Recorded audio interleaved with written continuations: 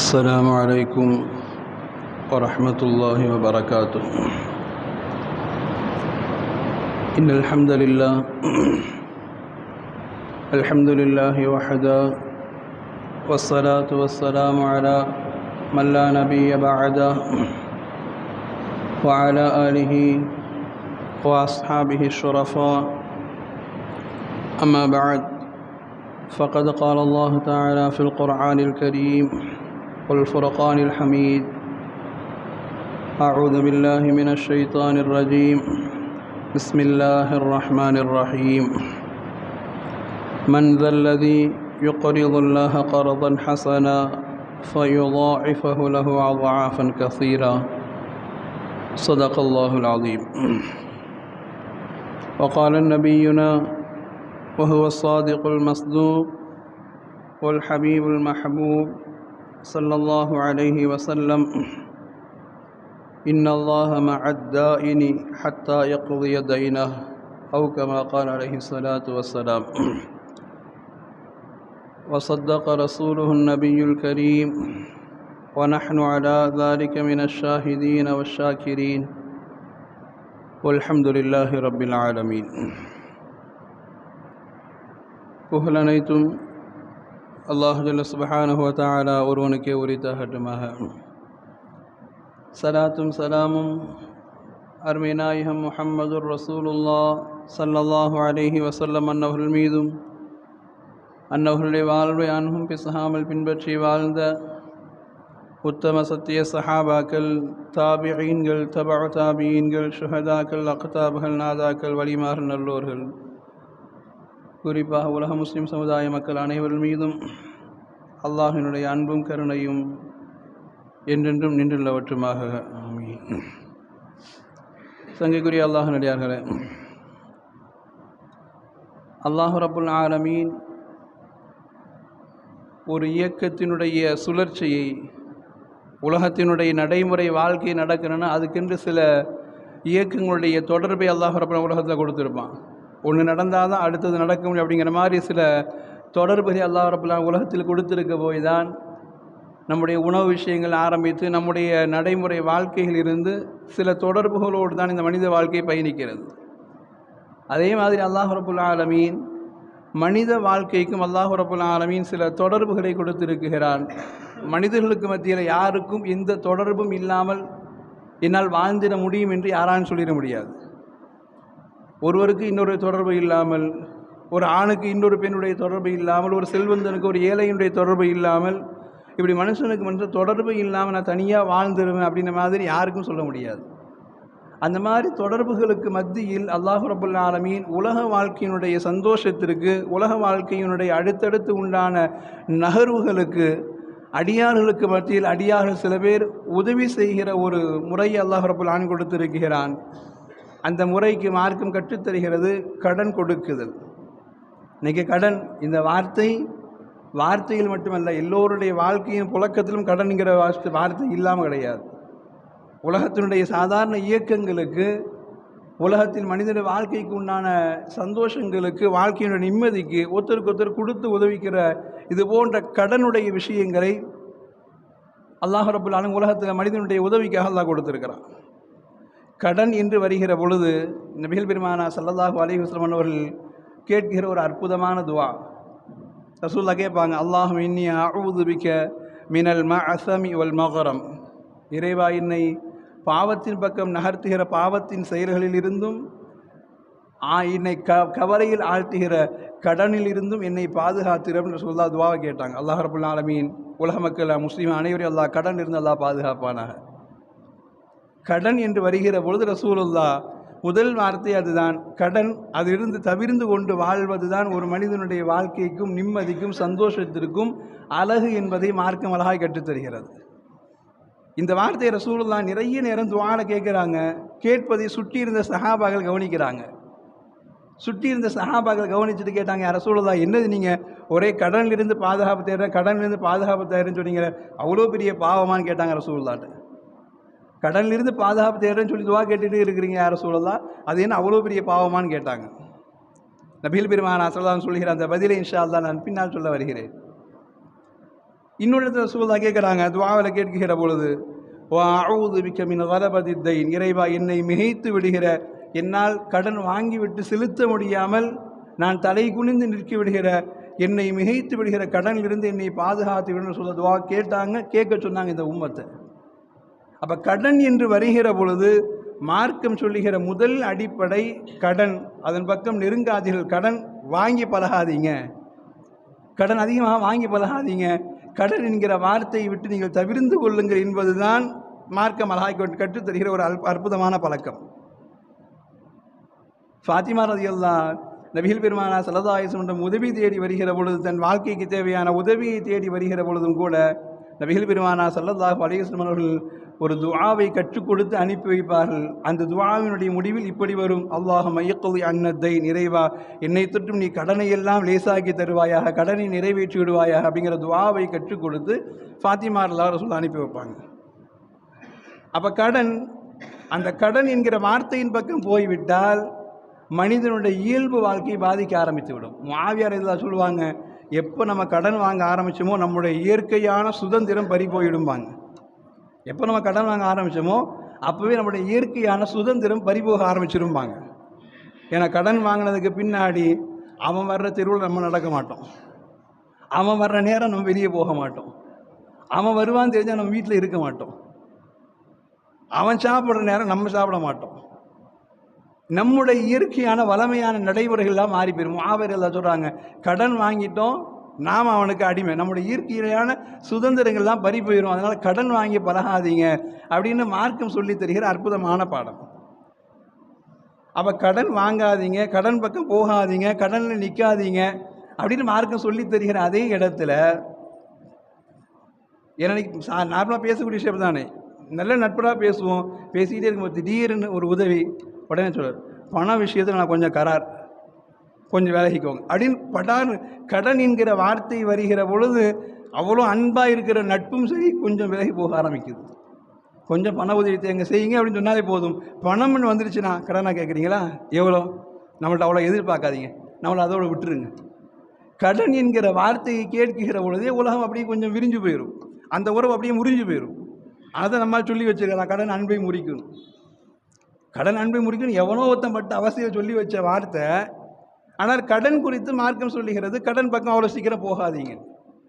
அப்போ கடன் பக்கம் போகாதீங்கன்னு சொல்கிற மார்க்கம் கடன் கொடுக்காதீங்க அப்படின்னு சொல்லணுமா இல்லையா? அல்லாஹுடைய வார்த்தை ரொம்ப வித்தியாசமானது. அல்லாஹ் குர்ஆனில் சொல்கிறான், மனிதல்லதி யுக்ரிதுல்லாஹ கரதன் ஹசனா, யார் அல்லாஹ்விற்காக அழகிய கடன் தர முன்வருகிறான்னு அல்லாஹ் கேட்குறான். கடன் சொன்னால் ரசூலா வாங்காதீங்க, பாதுகாப்பு தேடுங்க, கடன் வாங்குற சூழ்நிலைக்கு போயிடாதீங்கன்னு சொல்கிற ரசூலுல்லாஹ் மார்க்கம் கடன் பக்கம் நீங்கள் அவ்வளோ தூரம் போயிடாதீங்க, அந்த கடன் வாங்கினீங்கன்னா நிம்மதி எல்லாம் போயிடும்னு சொன்ன மார்க்கம். ஆனால் அல்லாஹ் சொல்கிறான், மனிதல்லதி யுக்ரிதுல்லாஹ கரதன் ஹசனா, அல்லாஹ்விற்காக யார் அழகிய கடன் கொடுக்க முன் வருகிறார். ரெண்டும் நேர்மறையாக தெரியல, வாங்காதீங்கன்னு சொல்ல ஒரு விஷயத்த அப்போ கடன் கொடுக்க முன் வாங்கன்னு அல்லாஹ் கேட்குறான்னா, கடன் வாங்க வர்றவன் இருந்தால் தானே கடன் கொடுக்க முன் வர பற்றி அல்லாஹ் பேசணும். கடன் பக்கம் போகாதீங்கன்னு மார்க்கம் சொல்லுகிற இடத்துல யார் அல்லாஹ்விற்காக அழகிய கடன் கொடுக்க முன் வருகிறார் என்று கேட்குது என்றால் அப்போ என்ன அர்த்தம்? இங்கே நாம் ஒன்றை தெளிவாக புரிந்து கொள்ள வேண்டும். அல்லாஹ் ரப்புல் ஆலமீன் இந்த மார்க்கத்தை அவ்வளவு அற்புதமாக இந்த மார்க்கத்தை நமக்கு வழிநடத்தி செல்வதனால் அல்லாஹ் தருகிற அற்புதமான சிறந்த பாடம். இன்றைக்கி இந்த ஆயத்தை நம்ம தவறாக விளங்கிக் கொள்கிறோம். அல்லாஹ்வுக்காக யார் அழகிய கடன் தர்றான், நான் சில பேர் நினச்சிக்கிறான் பள்ளிவாசலுக்காக கொடுக்கலாம், மதரசாக்காக கொடுக்கலாம், மனுஷனுக்கு மனுஷன் கடன் கொடுக்கலாம்னு நினச்சிக்கிறான். சில பேர் விளங்கி வச்சுக்கிறது, பள்ளிவாசலுக்கானா எவ்வளோனா 1000 கொடுங்க, லட்சம் கொடுங்க, பல்லோட வீட்டுக்குங்க, மனுஷனுக்குன்னா அவனை நம்பிலாம் கொடுக்க முடியாதுங்க. இந்த வசனத்துடைய அர்த்தமே என்ன தெரியுமா? என் வீட்டிற்கென்று வருகிற பொழுது எப்படி உனக்கு கொடுக்க முன் வருகிற எண்ணம் வருகிறதோ அதுபோன்று என் அடியானை பார்க்கிற பொழுதும் அவன் கடன் கேட்டாலும் நல்லெண்ணத்தோடு கொடுத்து பழகுங்கிற இந்த வசனத்துக்கு பின்னணியில் வருகிறது. அப்போ கடன் வாங்காதேன்னு சொல்ல விஷயத்தில் அழகிய கடனாய் யார் கடன் கொடுக்க முன் வருகிறார் என்று குர்ஆன் கேட்குதுன்னா ரெண்டும் நேர்மறையாக தெரியுதா இல்லையா? கடன் வாங்காதேன்னு சொல்லுது, ஆனால் அல்லாஹ் சொல்ற யார் அழகிய கடன் கொடுக்க முன் வருகிறார். இது அல்லாஹுடைய ஒரு அழகான ஒரு பண்பு.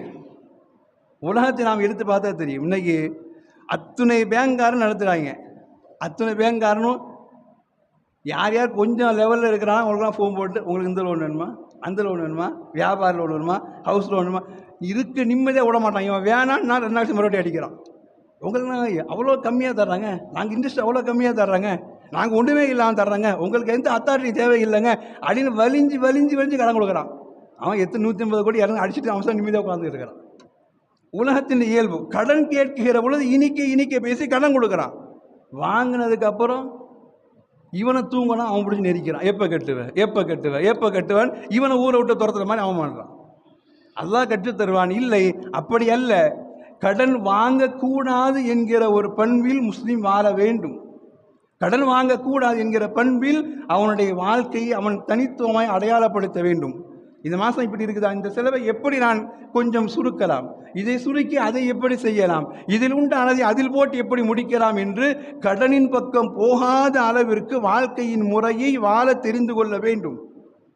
அப்படி அதை தாண்டியும் கடன் வாங்குகிற ஒரு சூழல் வருகிற பொழுது மார்க்கம் சொல்லுகிறது, நீங்கள் கடன் கொடுக்க முன்வாருங்கள், நீங்கள் கடன் கொடுக்க முன்வாருங்கள். அப்படி கடன் கொடுக்க முன்வர வேண்டும் என்பதை மார்க்கம் அற்புதமாக கற்றுத்தருகிற இடத்துல இன்னைக்கு கடன் கொடுக்க முன் வராததினால் உலகம் இன்னைக்கு பார்த்து கொண்டு தான் இருக்கிறோம். இன்றைக்கெல்லாம் கடன் கொடுக்கறது இல்லை. ரோட்டுக்கு ரோடு மதுக்கடை பற்றி அவ்வளோ விளம்பரம் செய்கிறான், அவ்வளோ தூரம் ரோட்டு கூட மதுக்கடை அதிகமாகுங்கிற மாதிரி இதையும் கவனித்து பாருங்கள். தெரு தெரு முக்குக்கு அடகு கடையும் மாறிக்கிட்டே போகுது. மதுக்கடை எவ்வளோ வேகமாக பரவுதோ அதே அளவிற்கு அடகு கடையும் பெருகிக்கிட்டு போகுது. அதை நாம் யோசிக்கிறோமா? யோசிச்சு பாருங்க. மதுக்கடை என்ன ஒரு வீரியத்தை, என்ன ஒரு தீமையை உலகத்திற்கு சமுதாயத்திற்கு கொடுக்கிறதோ அதே அளவிற்கு அடகும் வட்டியும் சமுதாயத்திற்கு அதே கேடை கொடுக்குது. இவன் ஏன் வளர்றான்? நம் சகோதரனை நம்பி நாம் கடன் கொடுக்காததினால் அவன் வளர்றான். அடகு கடை போய் நிற்கிறவன்ட்டு போய் கேட்டா, ஏங்க நான் செயினை வச்சுட்டு போய் நிற்கிறேங்க, நம்மளாலே நம்பி தரமாட்டேங்கிறாங்க, அவன்கிட்ட போய் நிற்கிறேங்கிறான். இல்லையா? நான் என்ன பொருள் இருக்குதுங்க தர அடமானமாக தான் கேட்குறாங்க, பொருளை வச்சுக்கிட்டு நம்பி நம்மளால் தரமாட்டேங்கிறாங்க, அவன் நம்பி தர்றாங்கங்குது.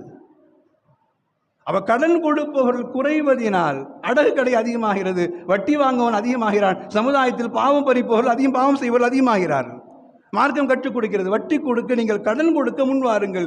கடன் கொடுக்க முன் வந்தால் வட்டியின் பக்கம் போகிற மக்களுடைய எண்ணிக்கை குறையும், பாவங்கள் குறையும். அதனால் தான் அல்லாஹ் எந்த அமலுக்கும் சொல்லாத ஒரு பின்புலத்தை அல்லாஹ் கொடுத்தான். அல்லாஹ்விற்காக யார் அழகிய கடன் கொடுக்க முன் வருகிறார்? எந்த அமலுக்கும் அல்லாஹ் இந்த வார்த்தையை சேர்த்து சொன்னதில்லை. மன்தல்லதி யுக்ரிதுல்லா, அல்லாஹ்விற்காக யார் அழகிய கடன் கொடுக்க முன் வருகிறார்? சொல்லிட்டு அல்லாஹ் சொன்னான், அப்படி கொடுக்குறவன். ஏன்னா இன்றைக்கெல்லாம் வட்டி கொடுக்குறோன்னு பெருமையாக பேசுகிறோம். ஏங்க அவன்கிட்ட போய் நாங்கள் அவன் 5 வட்டி சொன்னாங்க, இவன் 4 ரூபாய்க்கு தரேன்னாங்க, அவன் 3 ரூபாய்க்கு தரேன்னாங்க. 2 வட்டி போட்டாலும் சரி, மீட்டர் வட்டி போட்டாலும், கந்து வட்டி, என்ன வட்டி, என்னென்ன பேர்லாம் பலாய் முசு வைக்கிறாங்க. அவ்வளோத்தையும் கொடுத்தா புகழ்ந்து பேசுகிறான். வட்டி கொடுக்குறவன் நல்லவன் சொல்கிறான். சில இடத்துல பஞ்சாயத்துக்கு தலைவர் அவனை உட்கார வச்சு, இவர் சூப்பராக பஞ்சாயத்து பண்ணுவாருங்கிறான். ஊரை முழுக்க கொள்ளடிச்சு போட்டு வச்சிருக்கோம். பார்த்து இன்றைக்கு அவனுக்கு பதவி கொடுத்து அழகு பார்க்குற இடத்துல மார்க்கம் எவ்வளவு பாவம் என்று சொன்னதோ அது வளருவதற்கு உண்டான அடிப்படை காரணம் என்ன தெரியுமா? நாம் அழகிய கடனை அல்லாஹ் கொடுக்க மறந்தோம். அல்லாஹ் சொல்கிறான், கசீரா, நீ உன் சகோதரனுக்கு கடன் கொடுக்குகிறாய், ஆனால் நீ கொடுப்பதுடைய பரக்கத்தை நான் உனக்கு திரும்ப தர்றேங்கிற அல்லாஹ் ரப்பல் ஆலமீன். இது நம்மள்ட்ட நம்பிக்கைக்கு வரலை. அதனால தான் பணம் சேர்ந்த உடனே எவனா ஒரு கெட்டவன் கிடச்சானா, பணம் நிறைய இருக்க மச்சான், என்ன பண்ணலான்னா வட்டி கொடுக்கலாமா? அடுத்த கேள்வி, சரியா, உனக்கு இவ்வளோ தர லாபம். பணம் சேர்ந்துருச்சுன்னா செஞ்சு நாங்கள் போயிடுது. அல்லாஹ் சொல்ற, அதையே நீ நம்புற. அல்லாஹன் கசீரா, நீ எதிர்பார்ப்பதை விட பன்மடங்காய் நான் உனக்கு தர முன் வருகிறேன், நீ ஏன் அதை ஏற்றுக்க முன் வர மாட்டேங்கிற அப்படின்னு அல்லாஹ் கேட்குற இடத்துல, சரி கடன் தானே, அதை நான் கொடுக்கல, என்ன ஆகிற போகுது? எவன்கிட்டயே வாங்குறான், வட்டிக்கு வாங்குறான், பேங்கில் வைக்கிறான், ஏதோ செய்கிறான், அவன் இப்படியே கொடுத்துட்டு போகிறான் அப்படின்னு நினைக்கிற இடத்துல அல்லாஹ் சொல்கிறான், நான் ஒரு அமலை கற்றுத்தந்தால் அந்த அமலுக்கு பின்னால் சமூகத்தின் நலவு எவ்வளவு தூரம் உயர்கிறதோ அந்த அமல் குறைந்தால் சமூகத்தினுடைய தீமைகளும் அவ்வளவு உயரும். சமூகத்தில் நான் ஒரு அமலை கொடுக்கிற பொழுது அந்த அமலுக்குண்டான தனித்துவத்தை நீங்கள் பார்க்க வேண்டுமா? அந்த அமல் செய்கிற பொழுது நன்மை அதிகமாகும், அந்த அமலை விடுகிற பொழுது அதை விட மோசமான பாவம் வரும். கேட்டு பார்க்குறான், கிடைக்கல, திருடனாய் மாறுகிறான், கொள்ளையடிக்க நினைக்கிறான், கொலைகாரனாய் மாறுகிறான். அந்தோ பரிதாபம், ஏழைகள் அல்லாஹ் பாதுகாக்க வேண்டும். வட்டிக்கிட்டு வாங்கிட்டு கட்ட முடியலங்கிற இலையில் குடும்பத்தோடு உயிரை மாய்த்து கொள்கிற, தற்கொலை செய்து கொள்கிற இடத்துல போய் ஒரு குடும்பம் நிற்குதுன்னா அதற்கு காரணம் அவர்கள் மட்டுமல்ல. அல்லாஹ் யோசிக்க சொல்கிறான், நான் கொடுக்க சொன்ன அழகிய கடனை நீங்கள் கொடுக்க மறுத்ததினால் ஒரு ஏழை வியாபாரி குடும்பத்தோடு தற்கொலை செய்து கொள்கிறானே, அந்த தற்கொலைக்கு பின்னணியில் யார் காரணம் என்று அல்லாஹ் நம்மை பார்த்து கேட்கிறான். நான் தந்தன செல்வத்தை, உனக்கு தேவையான வீடு இருக்குது, உனக்கு தேவையான வாகனம் இருக்குது, உனக்கு தேவையான சொத்து பத்து இருக்குது, பேங்கில் வச்சு பீரோவில் வச்சு பூட்டி என்ன பண்ணுற? நீ கொஞ்சம் கொடுத்து உதவி இருந்தால் அவனுடைய உயிரை தடுத்திருக்கலாமே என்று நம்முடைய சமூகத்தினுடைய செல்வந்தர்களை பார்த்து அல்லாஹ் கேட்கிற அந்த கேள்வியில் அந்த பாவத்தின் பின்னணியில் நாமும் இருக்கிறோம் என்று அல்லாஹ் உணர சொல்கிறான். நீ நாள் தப்பாவும் பார்க்குறோமா இல்லையா? இஸ்லாமிய குடும்பம் பேரோடு அடிக்கிறான். இஸ்லாமிய குடும்பம் இந்த ஊரில் செஞ்சுட்டான், அந்த ஊரில் செஞ்சுட்டான். சென்ற வாரம் வெள்ளிக்கிழமை பேப்பர் பார்த்தவங்க தெரியும். ஒரு தள்ளுவண்டிக்காரன் தள்ளுவண்டி வியாபாரத்தை அவனுக்கு அதிகமாக வியாபாரத்தை அவனுக்கு ரன் பண்ண முடியாததினால் அவன் போய் பேங்கில் அழகு வாக்கிறான். அந்த அம்மா போய் தனக்கு தெரிஞ்ச மகளிர் சீட்டு கம்பெனியில் போய் அந்த அம்மா போய் கொஞ்சம் பணம் வாங்குது. ரெண்டு புறத்திலும் பணம் வாங்கிவிட்டு தள்ளுவண்டிக்காரன் எவ்வளோ அடைப்பான்? அடைக்க முடியல. கணவனுக்கு மத்தியில் பிரச்சனை, மனைவிக்கு மத்தியில் பிரச்சனை. கணவனை வெளியே அனுப்பிவிட்டு பிள்ளைகளோடு சேர்ந்து 3 பேர் தற்கொலை பண்ணிக்கிறாங்க. இந்த விபரீதங்களுக்கு யார் காரணம்? மார்க்கம் யோசிக்க சொல்கிறது. நான் கடன் கொடுங்கள் என்று சொன்னேனே, உங்களுக்கு தந்தது எதற்காக? எனக்காக என்று கேட்கிற பொழுதும் கூட உங்களுக்கு ஏன் கடன் கொடுக்க முன் வரல? எனக்காக என்று கேட்கிற பொழுது கூட அந்த வார்த்தை ஏன் உங்களுடைய காதுகளில் விழுந்து உள்ளத்தில் போய் விழவில்லை? தள்ளுவண்டிக்காரனுக்கு எவ்வளோ தேவைப்பட்ட போது? ஒரு 10,000, 20,000, ஒரு 50,000. ஒரு சமுதாயத்தில் ஒரு 3 மனிதர்களால் மாற்றி விட முடியாத அவருடைய வாழ்க்கையை. அல்லாஹு அக்பர். இன்னைக்கு சமூகத்தினுடைய எல்லா விதமான மாற்றங்களுக்கு பின் அல்லாஹ் கேட்கிறான், இந்த தவறுக்கு காரணம் உங்களுடைய செல்வத்தினுடைய மறைப்பு தான். நீங்கள் கொடுத்து உதவி இருந்தால் அவன் உயிர் போயிருக்காது அல்லவா? அவன் குடும்பம் சின்ன பின்னமாக இருக்காது அல்லவா? அவன் ஒரு வியாபாரியாக உருவாகியிருப்பான் அல்லவா? கடன் கொடுக்க ஏன் முன் வரல? வட்டியில் வாங்குறான், பேசாத, அவனோட தொழாத, அவனோட நெருங்காத எல்லாம் சொல்கிறோம். ஹதீஸின் வாயிலாக நாம் யோசித்தால் வட்டிக்கு குடிகாரனை பார்த்து எந்த அளவுக்கு தள்ளிப்போன்னு சொல்கிறோமோ அதே அளவுக்கு வட்டியை வாங்குறவனையும் சொல்லணும், வட்டியை கொடுக்குறவனையும் சொல்லணும். ரசூலுல்லாஹ் அல்லாஹ் சபித்த பட்டியலில் சொல்கிறாங்க, குடிகாரனுக்கு, குடித்தவனுக்கு, அதை தயாரித்தவனுக்கு, அதை அனுப்பியவனுக்கு, அதை டிஸ்ட்ரிபியூட்டர் பண்ணியவனுக்கு, அதை தயாரிப்புக்கு கொடுத்த அத்துணை பேரும் அல்லாஹ்வுடைய சாபத்துக்கு ஆளானவங்க. வட்டிக்கும் அதே வார்த்தையை ரசூலுல்லாஹ் சொன்னாங்க. வட்டிக்கு கொடுத்தவன், வாங்கினவன், சாட்சி கையெழுத்து போட்டவன், அதுக்கு ஆதரவு கொடுத்தவன் எல்லாரும் அல்லாஹ்வுடைய சாபத்துக்கு ஆளானவன். குடித்தவனை இந்த சமூகம் எவ்வளவு தூரம் அவமானமாய் பார்க்கிறதோ அதே அளவிற்கு வட்டிக்கு கொடுப்பவனையும் வாங்கியவனையும் பார்க்க வேண்டும் என்று மார்க்கம் சொல்லி தருகிறது. இன்னைக்கு கொடுக்கிறவன் ராஜா மாதிரி இருக்கிறான், வாங்கினவன் பிச்சைக்காரனா இருக்கிறான். உயிர் போய் அனாதையாக இருக்கிறது அல்லவா? மார்க்கம் யோசிக்க சொல்கிறது. எனக்காக கொடுங்கள் என்று சொன்னேனே, உங்களுடைய காதுகளில் விழலையா? அவன் யாரோ ஒருத்தன், உன் கூட பிறக்காதவன், உனக்கு தெரியாதவன், பரவாயில்லை. அவன் கடன் என்று கேட்கிற பொழுது எனக்காக வேண்டி என்று ஏன் நீ எடுத்து கொடுக்க முன் வரல? அல்லாஹ் அல்லாஹன் கசீரா, நான் அல்லவா உனக்கு அதிகம் தரப்போகிறேன். பெருமானார் ஸல்லல்லாஹு அலைஹி வஸல்லம் அவர்கள், ரசூலுல்லாஹி ஸல்லல்லாஹு அலைஹி வஸல்லம் அவர்கள் மிஅராஜில் போய் நிற்கிற பொழுது, மிஅராஜில் இப்படி ஒரு வாசகத்தை ரசூலுல்லாஹ் பார்க்குறாங்க. ஜிப்ரீல் இஸ்லாமோடு போய் நிற்கிறாங்க. மிஅராஜில் சொர்க்கத்தினுடைய வாசலில் எழுதப்பட்டிருக்கிறது. நபிகள் பெருமானார் ஸல்லல்லாஹு அலைஹி வஸல்லம் சொல்லுவாங்க, அஸ்ஸதகத்து பிஅஷ்ரி அம்சாலிஹா, ஒருவனுக்கு தானம் செய்வது அது போன்ற 10 மடங்கு உங்களுக்கு திரும்ப தருகிறது. ஒல் கர்து பி ஸமானியத்தி அஷர், ஆனால் கடன் கொடுத்தால் அது போன்ற 16 மடங்கு உங்களுக்கு திரும்ப கிடைக்குன்னு வருது. ஹதீஸில் வருகிற வார்த்தை. நீங்கள் சதக்கா கொடுத்தால் ஒன்றுக்கு 10 அல்லாஹ் தருகிறான், ஆனால் நீங்கள் கடனாய் கொடுத்தால் ஒன்றுக்கு 16 அல்லாஹ் தருகிறான். ரசூலுல்லாஹ் ஆச்சரியப்பட்டு கேட்டாங்க, என்ன ஜிப்ரீலே, சதக்கா செஞ்சு அவ்வளோ பெரிய நன்மை இருக்குது, அதை கொடுத்தவனுக்கு 1க்கு 10 அல்லாஹ் கொடுக்குறான், கடன் கொடுத்தால் 1க்கு 16 தருகிறானே ஏன் என்று கேட்கிற பொழுது ஜிப்ரீல் இஸ்லாம் சொன்னாங்கன்னா, இல்லை யா ரசூலல்லாஹ், சதக்கா உதவி தேடுபவன் அவனிடம் இருக்கவே அவன் உதவி தேடுவான். முசாஃபிர் கையில் சில்லறை வச்சுக்கிட்டே தான் உதவி தேடுவான். அவன் கையில் இருக்கும், அவனுக்கு தேவை, நாளைக்கு தேவைக்கும் இன்னைக்கு சேர்த்து இன்னைக்கு சேர்த்து அவன் யாசகம் வாங்குவான்.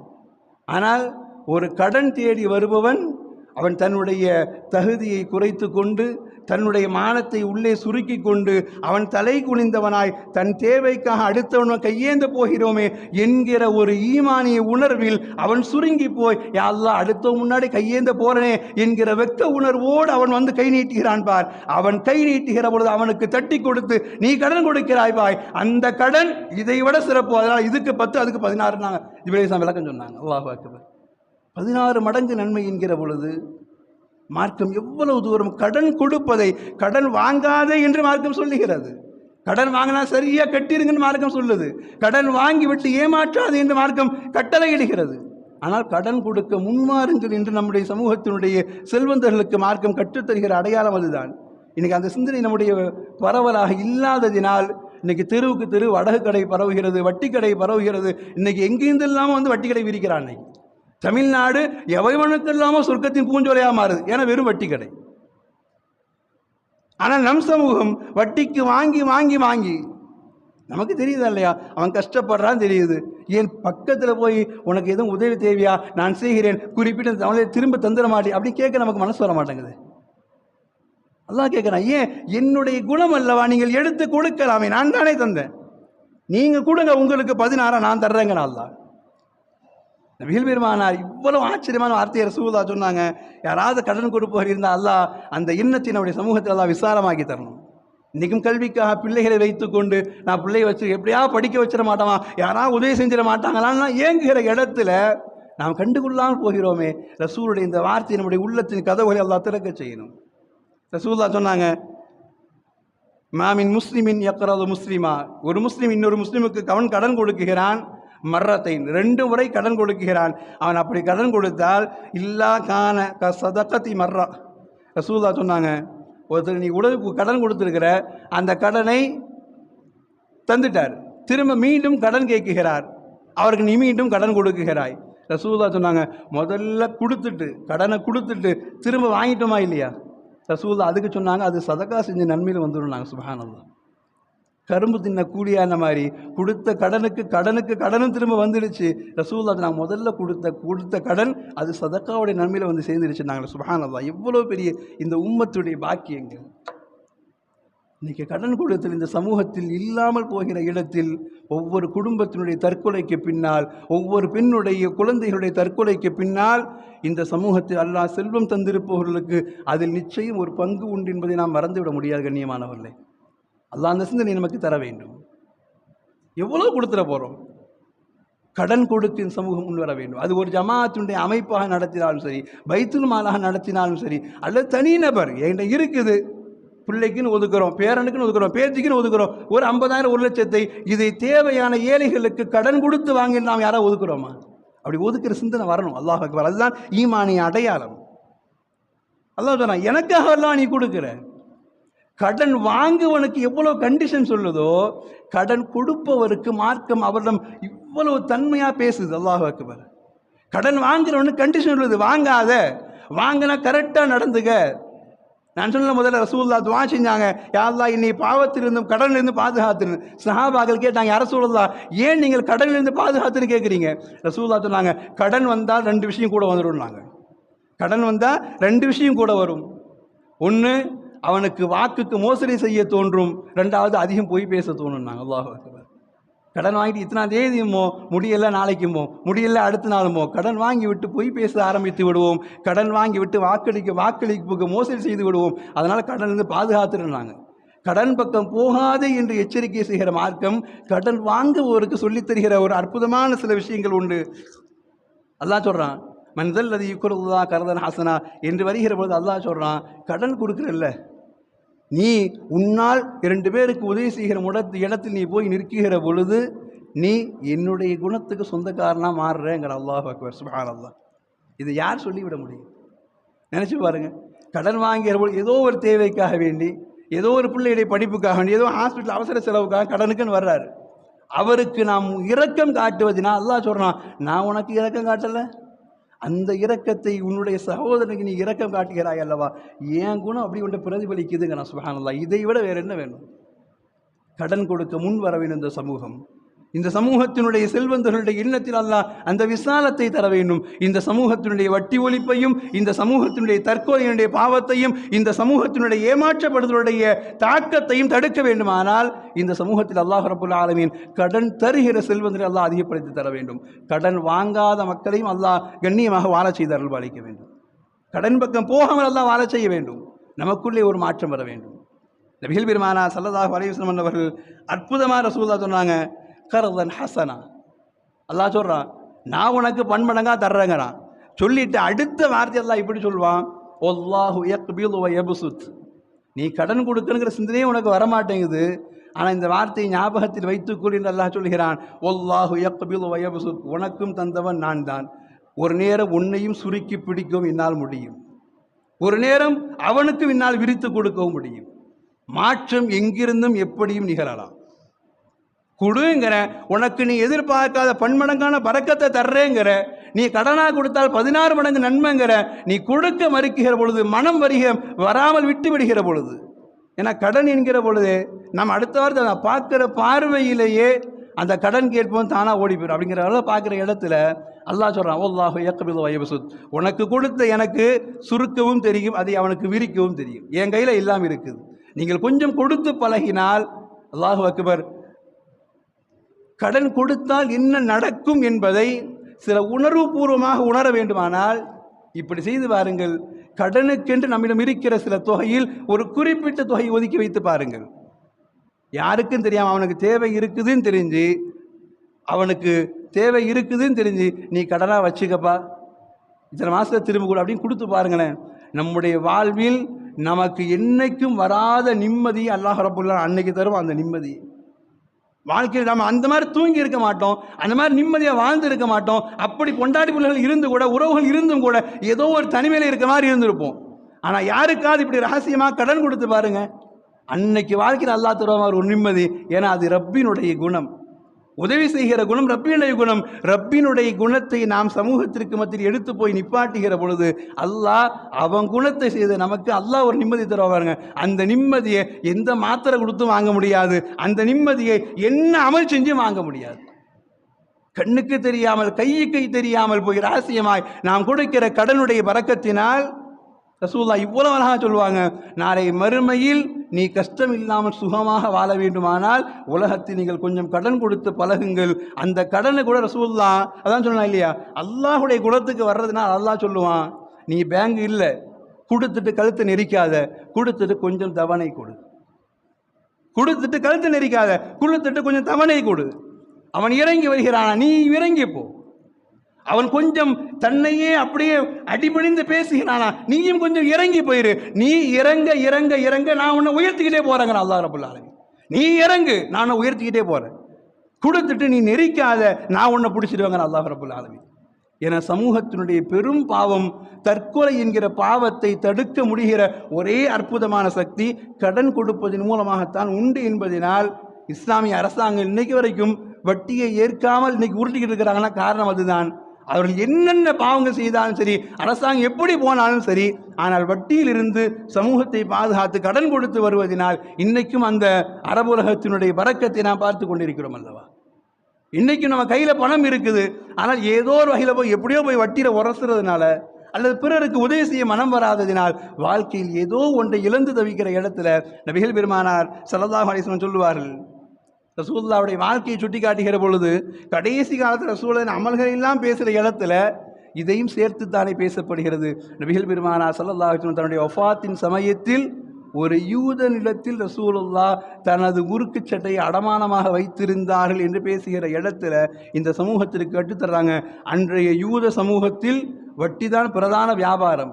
ஆனால் வட்டியை ஒழித்து அந்த யூதனிடமே தன் உருக்கு சட்டையை அடமானமாக வைத்து நபிகள் பெருமானார் சில தானியங்களை உணவுக்காக வாங்கி இருக்கிறார்கள் என்று சொல்ல வருகிற இடத்துல இந்த சமூகத்தினுடைய வாழ்க்கையினுடைய மாற்றத்திற்கு நபிகள் பெருமானார் ஸல்லல்லாஹு அலைஹி சொன்னவர்கள் சமூகத்தினுடைய அற்பத்தனமான சில காரணங்களுக்காய் நாம் கடன் கொடுக்க மறுத்தோமானால் இந்த சமூகம் பாவங்களில் போய் விழுந்து விடலாம் அல்லது தன்னையே உயிரை மாய்த்து கொள்ளலாம்.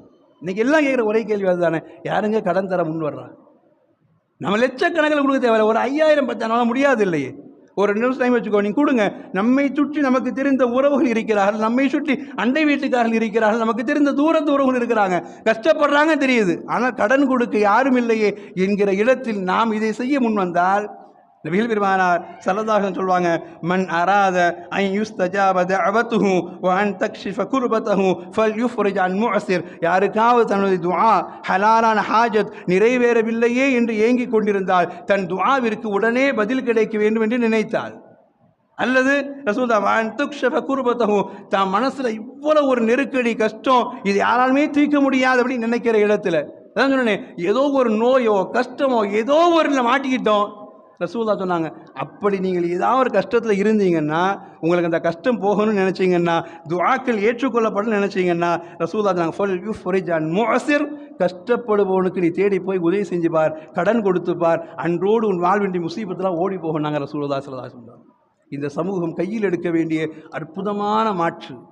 வட்டியினால் சீரழிந்து தன் உயிரை மாய்த்து கொள்கிற சிறு சிறு வியாபாரிகளுக்கு மத்தியில் அவர்களை மீட்டெடுக்கவும், அவர்களை சரியான துறையில் செலுத்தவும் இல்லை, இம்மைக்கும் மறுமைக்கும் நம்முடைய வாழ்வினுடைய எல்லா கஷ்டங்களும் முசீபத்துகளும் தொலைந்து போய் வாழ்க்கை நிம்மதியாக மாறுவதற்கு அல்லாஹ் கேட்கிற அதே வார்த்தை தான், மன்தல்லதி யுக்ரிதுல்லாஹ கர்தன் ஹசனா, யார் அல்லாஹ்விற்காக அழகிய கடன் கொடுக்க முன்வருகிறார் என்று அல்லாஹ் கேட்கிற இடத்தில் அல்லாஹ் ரப்புல் ஆலமீன் தன்னிடம் செல்வத்தை சீமான்தனமாக கொடுத்திருக்கிற செல்வந்தர்களுக்கு அல்லாஹ் இது போன்ற சிறு சிறு கடன் உதவிகளை செய்வதற்குண்டான விசாலமான பரக்கத்தை அல்லாஹ் தந்து அருள்பாலிக்கவும், கடன் வாங்க வேண்டும் என்று நினைப்பவர்கள் கூட அதிலும் பிரிக்க வேண்டும். அவசிய கடன் இருக்கிறது, செலவுக்கான கடன் இருக்கிறது. சில பேர் ஆடம்பரத்துக்காக கடன் வாங்கி நம்மள்ட்ட இருக்குது இருந்தாலும் வாங்கி வைப்போமே அப்படிங்கிறதெல்லாம் கடன். அவசிய தேவை என்று வருகிற பொழுது வாங்குகிற கடனிற்கு நபிகள் பெருமானா ஸல்லல்லாஹு அலைஹி வஸல்லம் சொன்னாங்க, அப்படி யாராவது அவசியத்திற்காக கடன் வாங்கினால் இன்னல்லாஹ மஅத்தாயின், அல்லாஹ் அந்த கடனால் ஓடி இருக்கிறார். நாங்கள் சுப்ஹானல்லாஹ், இதுக்கு மேலே என்ன வரும்? இன்னல்லாஹ மஅத்தாயின் ஹத்தா யுக்பில தைனஹு, அவர் தன் கடனை செலுத்துகிற வரைக்கும் அல்லாஹ் அவருக்கு ஒரு உதவி புரிவான். நாங்கள் வாங்கின நமக்கு நீ அத்தாரி 20 ரூபா பத்திரத்தை நீ ஸ்டாம்ப் போடு, நீ கையெழுத்து போடுங்கிறது இல்லை. அல்லாஹ் சொல்கிறான், அவனுக்கு நீ கொடு, தேவைக்கென்று வருகிறது நீ கொடு, அவனுக்கு சாட்சியாக நான் நிற்கிறேன். அவன் கடனை அடைப்பதற்கு இன்னல்லாஹ மஅத்தாயின், கடனாளியோடு நான் இருக்குகிறேன், என் மீது உண்டான நம்பிக்கையில் கொடு, அவன் கடனை அடைப்பதற்கு என்ன பரக்கத் தேவை நான் கொடுக்குறேன். அதனால தான் சொல்லுவாங்க, கடன் கொடுக்க மனசு வருகிற பொழுது கடன் வாங்குவோருக்கு நாம் இப்படி துஆ செய்யணும், இறைவா அவர் ஏதோ ஒரு நெருக்கடியில் கடன் வாங்க வந்திருக்கிறார், இறைவா இதை கொண்டு அவருடைய நெருக்கடியை லேசாக்கி வைத்து விடு, விரைவில் அவர் என் பணத்தை திரும்ப கொடுப்பதற்கு தௌஃபீக்கை கொடு என்று துஆ செய்து நாம் கொடுத்தால் அந்த பணத்தின் ஹலால் அவருடைய தேவையும் நிறைவேற்றும், நாம் எதிர்பார்க்கிற பரக்கத்தை நமக்கு திரும்ப தரும். மார்க்கம் சொல்லித் தருகிற 1க்கு 16 இல்லை, அதைவிட பன்மடங்காய் இல்லை, உலகத்தினுடைய சோதனைகள் நீக்கப் பெறுவதை இல்லை, மறுமையில் உயர்ந்த ஸ்தானத்தில் இருப்பதற்குண்டான தௌஃபீக்கை நாம் கொடுக்கிற சிறு கடன் அது அல்லாஹின் புறத்திலிருந்து வருகிற பெரும் ஒரு பாக்கியத்தை நமக்கு தேடி தருகிறது. அல்லாஹ் ரப்புல் ஆலமீன் இனிமேலாவது இந்த சமூகத்தில் வட்டியின் முசீபத்தினால் உயிரை மாய்த்துக் கொள்கிற அற்பத்தனமான காரியங்கள் அல்லாஹ் இந்த சமுதாயத்தை பாதுகாத்து அதுபோன்ற பாவங்கள் இந்த சமுதாயம் மீளுவதற்குண்டான தௌஃபீக்கை அல்லாஹ் ரப்புல் ஆலமீன் நம் சமுதாயத்தினான எல்லா விதமான மக்களுக்கும் அல்லாஹ் அந்த பாக்கியமாக இந்த கடன் கொடுப்பதற்குண்டான தௌஃபீக்கையும் தருவானாக. கடன் வாங்காமல் பத்தினித்தனமாக வாழ்க்கை வாழ்வதற்குண்டான தௌஃபீக்கையும் அல்லாஹ் ரப்புல் ஆலமீன் எல்லா மக்களும் நசீபாக்கி தந்தருள் பாலிப்பானாக. வ ஆகிரு தஅவாஹும் அனில் ஹம்துலில்லாஹி ரப்பில் ஆலமீன். வஸ்ஸலாமு அலைக்கும் வரஹ்மத்துல்லாஹி வபரகாத்துஹு.